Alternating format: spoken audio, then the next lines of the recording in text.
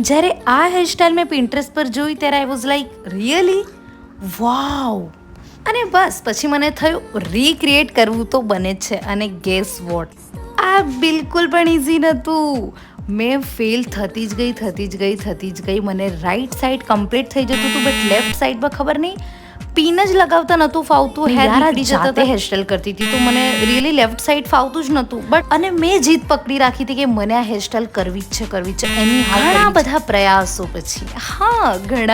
પ્રયાસો પછી ફાઇનલી મેં હેરસ્ટાઈલ કમ્પ્લીટ કરી ચૂકી છું. હા, તમે જોઈ શકો છો. રિયલી મેં તો ઓબ્સેસ્ડ થઈ ગઈ છું આ હેરસ્ટાઈલથી.